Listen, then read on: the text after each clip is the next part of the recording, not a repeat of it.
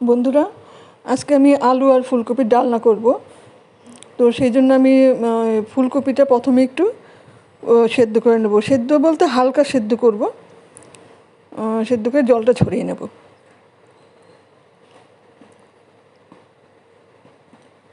হ্যাঁ, আর সেদ্ধ করব না। এবার নামিয়ে নেব।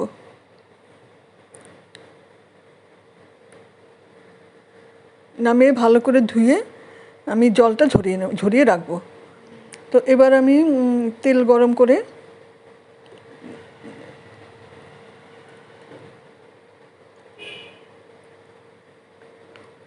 ফোড়নে দিয়ে দিব তেজপাতা, শুকনো লঙ্কা আর পাঁচফোড়ন।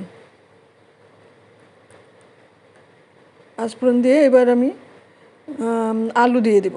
আলুটা একটু ভেজে নেব।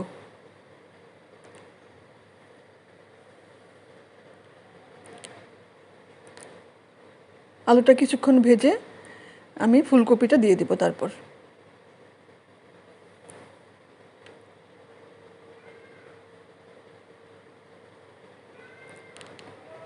এবার ফুলকপি আর আলুটা খুব ভালো করে ভাজবো কিছুক্ষণ।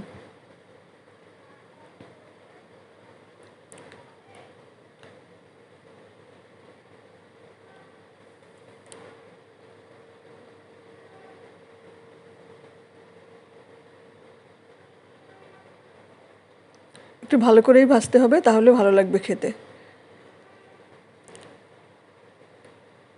এবার আমি হলুদ গুঁড়ো, জিরে গুঁড়ো আর ধনে গুঁড়ো দিয়ে দিলাম। দিয়ে অল্প একটু জল দিয়ে আমি কষাবো। আর দেবো একটু আদা বাটা।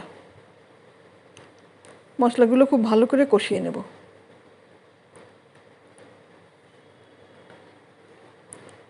কষানো হয়ে গেছে। আমি নুন আর চেরা কাঁচা লঙ্কা দিয়ে দিলাম কিছুটা। ঝালটা তোমরা অবশ্যই তোমাদের নিজেদের টেস্ট অনুযায়ী দেবে, কম বেশি। তো আমি খুব ভালো করে সমস্ত মশলাগুলি কষিয়ে নিলাম।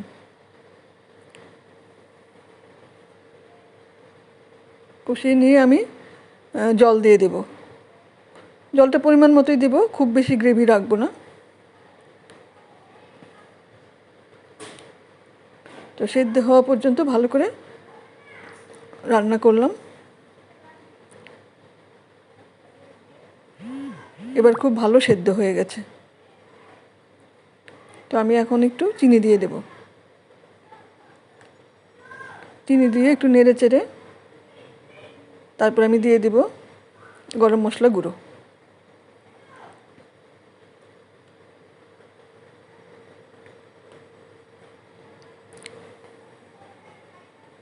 গরম মশলা গুঁড়ো দিয়েছি। এবার আমি ভালো করে নেড়ে চেড়ে সার্ভিং বলে বেড়ে নেব।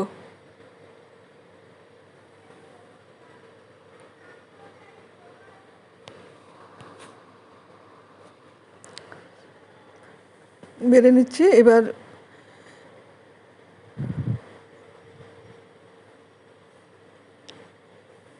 আলু ফুলকপির ডালনা রুটি, পরোটা দিয়েও ভালো লাগে, ভাত দিয়েও ভালো লাগে।